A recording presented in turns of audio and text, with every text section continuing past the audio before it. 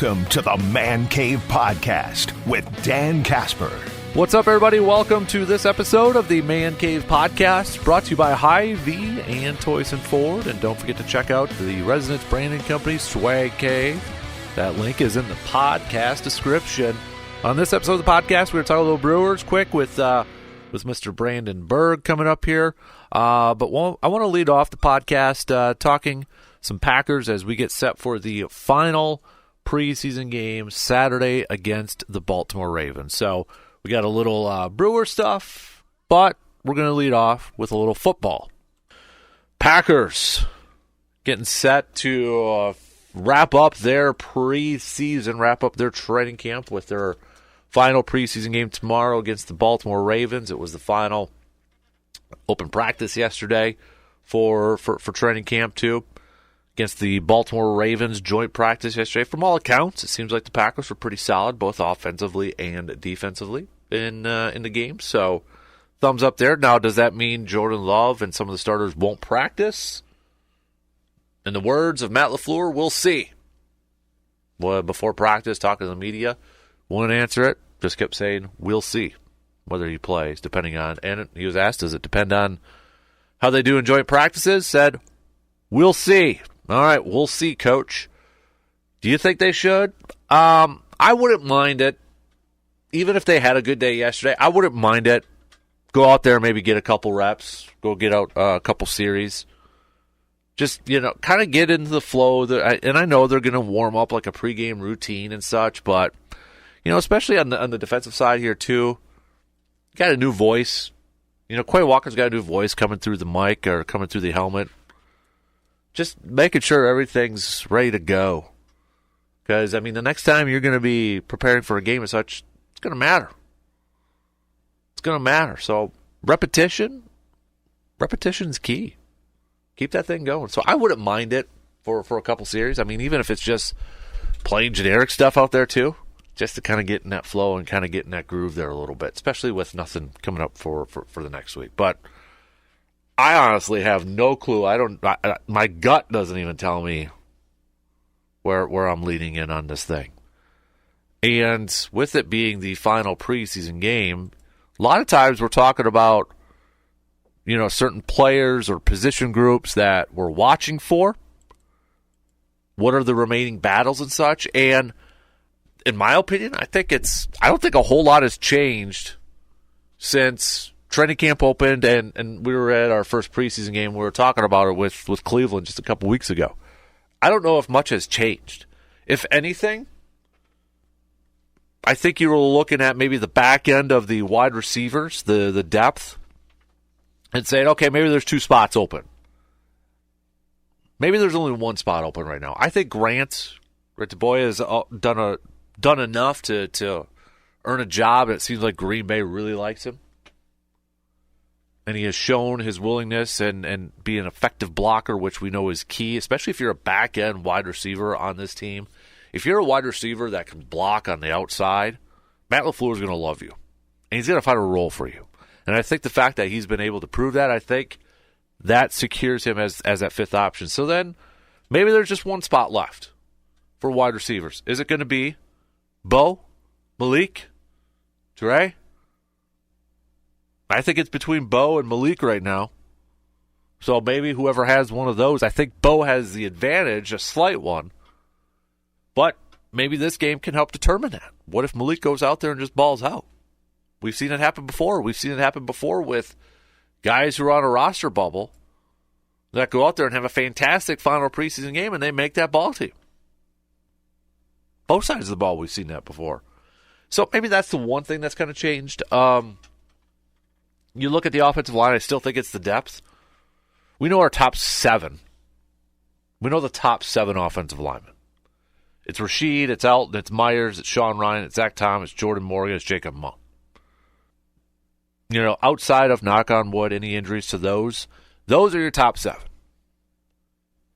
I think they keep around 9. Could be even more, could be 10. But if you're Travis Glover, Kadeem Telfort, I know Diller's been a little bit banged up. Could this be the final run of the Caleb Jones experience?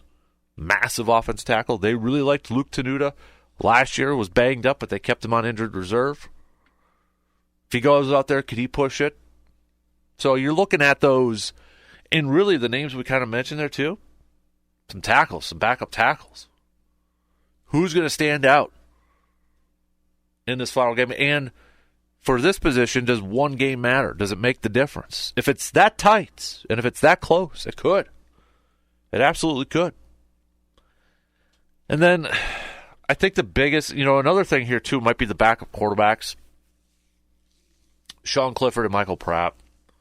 Now I know the conversation this week has been about, does Green Bay go out there and bring in a veteran? I don't think they do. I don't think they bring in a veteran to be the primary backup to Jordan Love. I think it'll be Clifford. I think Pratt will be on the practice squad.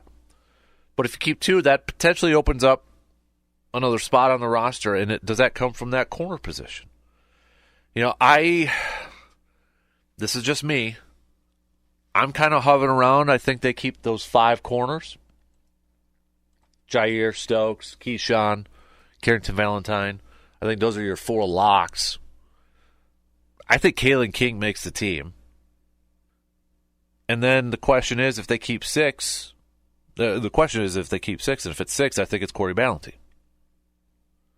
But the fact that these rookie safeties, Bullard and Nevin Williams, are balling out, and you're maybe trying to figure out how do we get all those guys on the field with Xavier McKinney. Well, the fact that Evan and Javon can maybe play a little slot, a little nickel corner, that gives you some flexibility, gives you a little bit of depth there. So that's why I kind of have it hovering around 5 corners right now, because you can carry 5 safeties.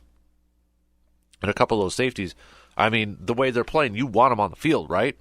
That might be a way to get them on the field is that way.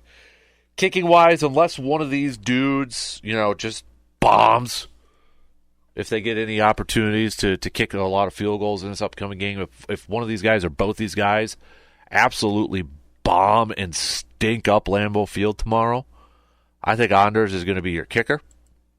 Unless Green Bay looks at this and do they try to make a trade? Do they send a late-round pick to a team? Maybe scouring the waiver wires to see if maybe a veteran, it's a little bit of a surprising release or such. We'll see. But I think right now it's Anders Carlson, and that could change if that one kicker is available out on the market. Running back, I think, has maybe changed a little bit too because it's just by default.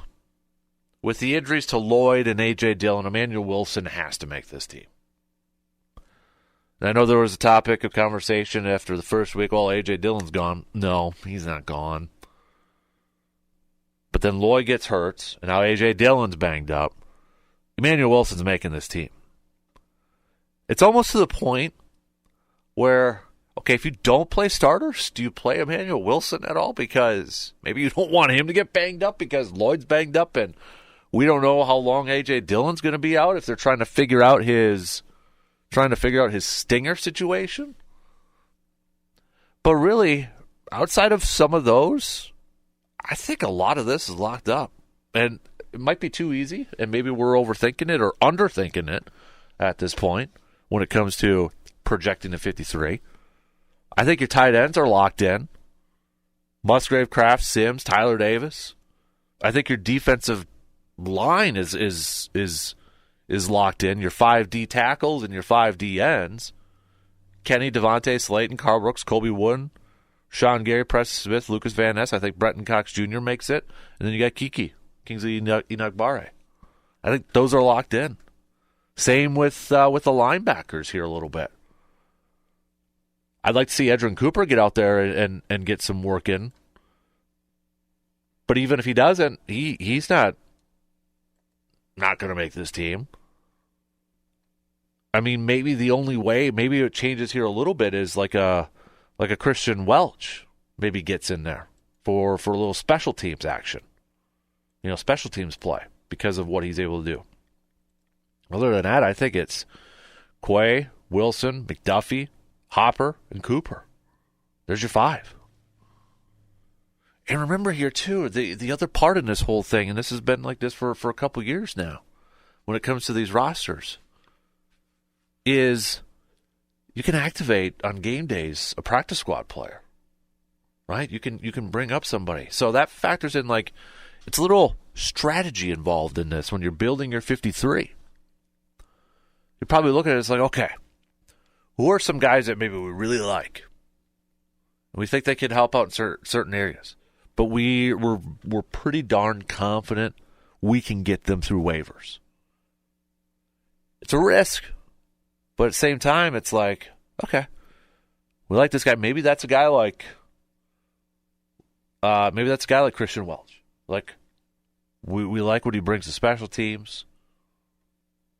Don't have any room on our 53, but we're pretty darn confident we can get him through waivers and bring him back on the practice squad and we can elevate him. Now, the downside, too, is like, remember, after 3 times, you're allowed to do 3 times, or, next time up, you gotta make it to the active roster. And we know injuries are going to happen and such, right? Another guy like that is going to be Ford, but is he going to be picked up off waivers? Jonathan Ford, defensive lineman. I mean, a big defensive lineman coming out of Miami. 6'5", about 340. So that's factors in this thing here too. That's kind of what I'm going to be watching for when I'm at Lambeau tomorrow. That final wide receiving spot.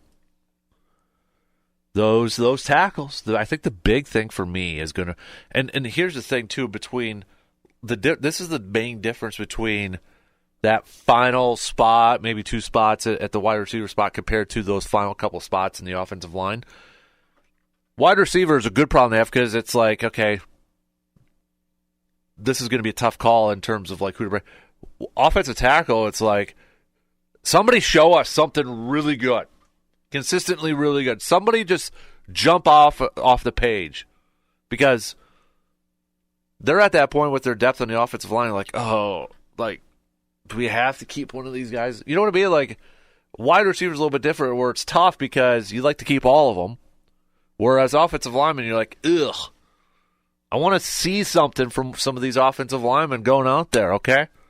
And just run away with it. Maybe Andre Dillard, maybe he's got the edge because he's a veteran. But Green Bay also likes to not waste picks on rookies and not have them on the ball club either. So that's kind of the things I'll be watching for in this final preseason game. I know a lot of attention is going to be on the backup quarterbacks. I feel like they're not going to bring in unless, especially to be the main backup. Unless it's somebody that's familiar to what LaFleur runs. I know Tannehill's name's out there. Spent some time in Tennessee and such, but I don't know. I don't see it happening. I don't. I don't see it happening. In terms of guys who need to have big games to win jobs, I think it's kind of some of the same names that we mentioned.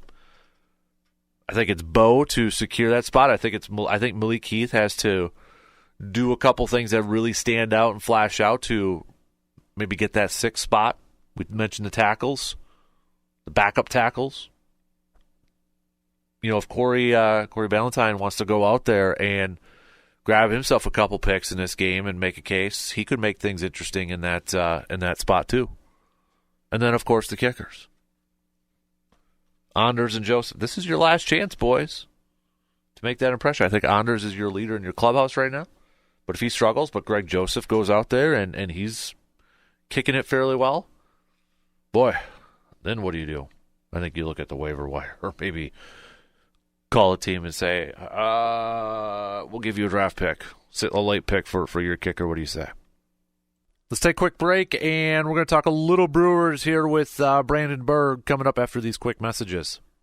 Get ready for football season with Hy-Vee. Whether you're tailgating at the game or having a party at your home, Hy-Vee has all the essentials you need for game day. From meats to put on the grills to snacks and beverages, including their huge wine and spirits department, Hy-Vee is your tailgating headquarters. And don't forget to check out their sports shop too, where you can get some swag to help cheer on your favorite team, including the local high schools. It's football season. Score a touchdown with all of your football needs with Hy-Vee in Eau Claire. We're getting set for another busy travel season, vacations, taking our kids to all their games and activities, and you need a proper vehicle to get you to where you're going, and safely. That's where Toyson Ford can help you. Toyson Ford will go the extra mile to provide you with compelling options for new and used car shopping. They will gladly work with you on financing no matter what your budget may be. They're committed to giving drivers across the Chippewa Valley the best in customer service. Check them out for yourself. Visit Toyson Ford in Chippewa Falls today and check out their website, toysonford.net. All right, Brandon. Brewers falling yesterday to the Cardinals to drop that series. Just 3 hits, no runs for the Brewers yesterday. And this was coming off of, this series coming off of the Brewers playing incredibly well, winning 6 in a row, 6 in a row, 7 in a row, 6 in a row. 6, I think. They won that first game against the Cardinals, and that's still up 10 in the division against the Cardinals and such. But I don't want to freak out about a series loss or anything like that, right? I mean, it happens. It's going to happen probably again a couple times at least for the rest of this season here, Brandon. But I know we asked on Monday about, going into the final quarter of this regular season, essentially. What were your biggest concerns or what were you most confident in? And honestly, the majority of listeners said they're most confident that they were going to win a division. And we took health off because I think that's everybody's, injuries and all that. Most confident they're going to win the division. Biggest concern was, would they get too complacent being with a big lead in a division and such?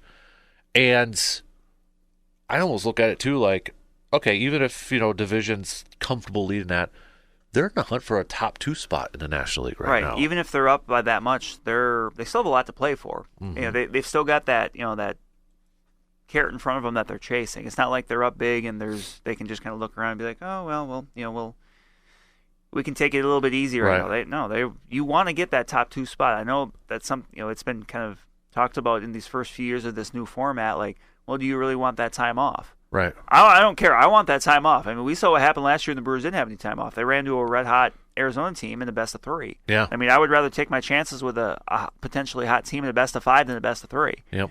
So.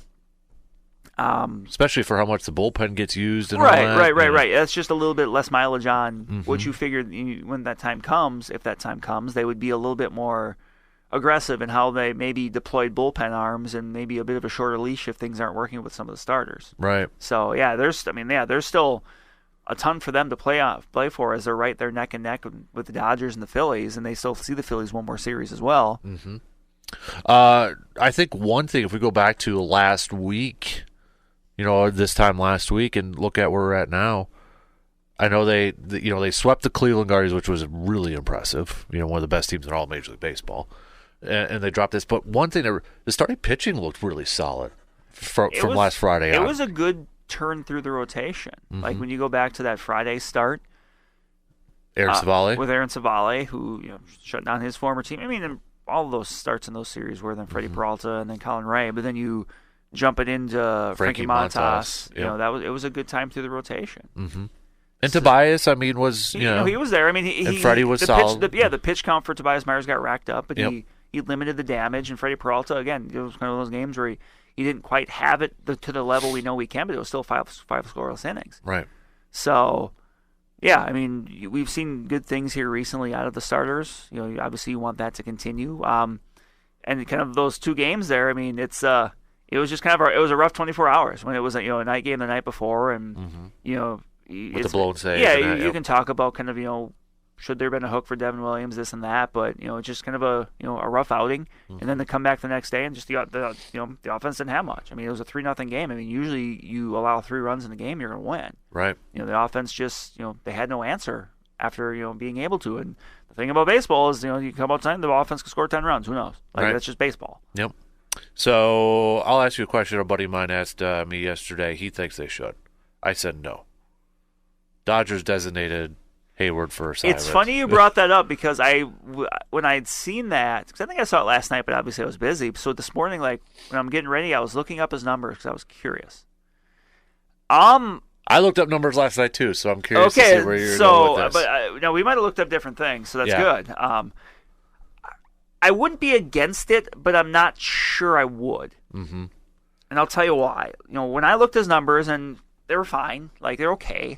It's just kind of, for him, it was more of a, not to make a pun here, but a numbers game for them, just now that they're starting to get some guys back. Right. But looking at the numbers for Jason Hayward this year with the Dodgers, playing primarily right field, I mean, he's hit 208, 289 on base. Obviously, that's not great, but he's hit for some power in there.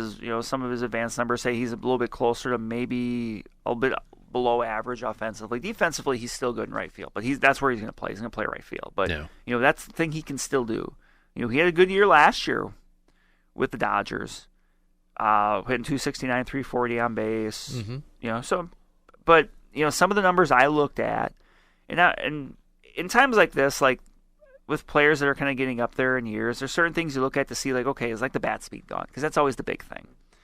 And when I look at that, like, his exit velocity, his average exit velocity is up slightly, but like the hard hit rate is maybe not quite what you're looking for. He's hitting the ball on the ground more, so like, I don't know. Like, I'll tell you the numbers I looked at. Okay.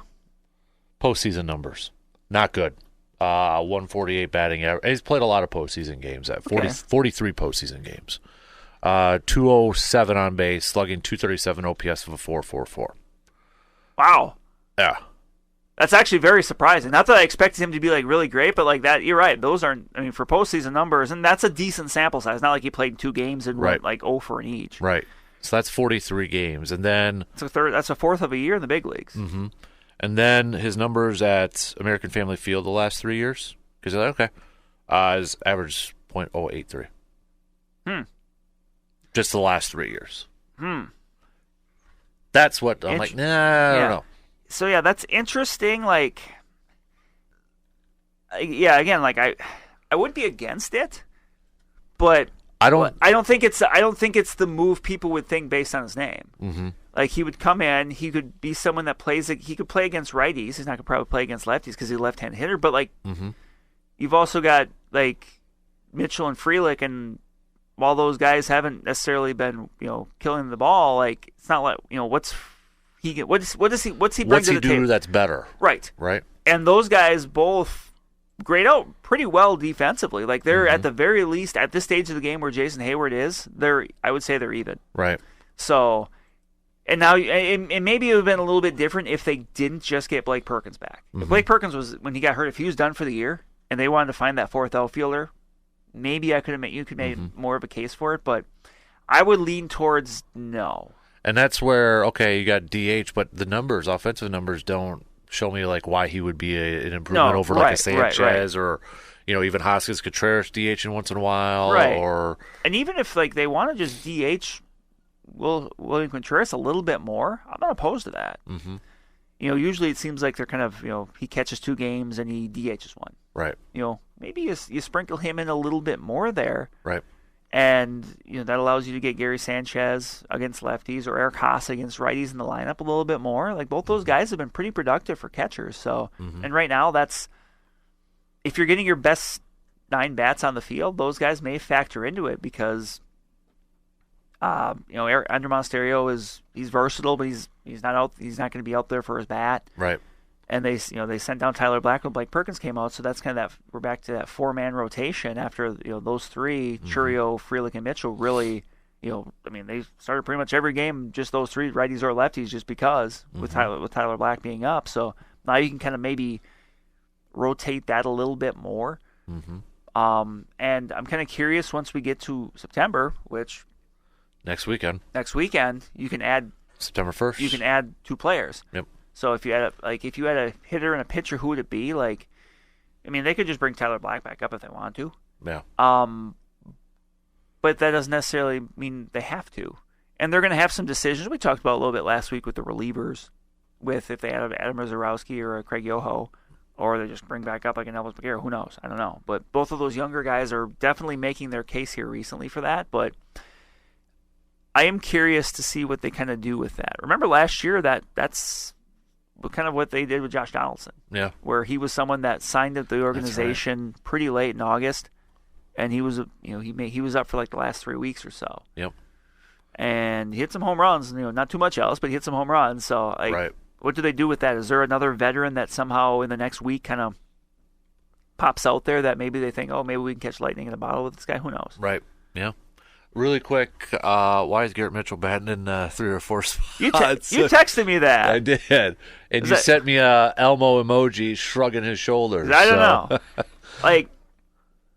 I don't know. It seems like Pat Murphy's really trying to put together a lineup where he can have Contreras and Adames hitting 4-5 instead of 3-4. Yeah.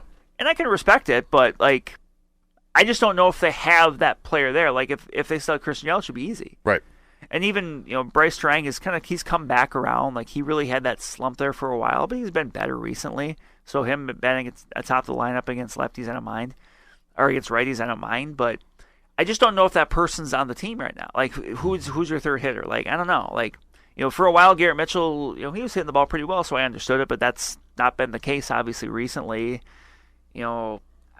I don't know who you put in that spot, and if the answer is you don't know, then that's your answer. Right. Then you just don't, and just have you have Contreras and Adames hitting behind Turang and Churio. Yeah. So, I wouldn't do it anymore. But we'll see. Yeah. The only other person I could think of would be a maybe would maybe be Joey Ortiz. But they seem comfortable having him at the bottom of the lineup. Yeah. And he's been pretty productive down there, so I'm not going to argue that too much. But back when Mitchell was hitting, kind of the thing I talked about, the reason I kind of liked the idea was the fact that you had 3 guys that could run, and we're getting on base in front of Adames and Contreras. And Hoskins maybe too. So. And Hoskins maybe too, if he gets into one. But right now I think if they wanted to stick with that, your best option maybe a Joey Ortiz. Mm-hmm.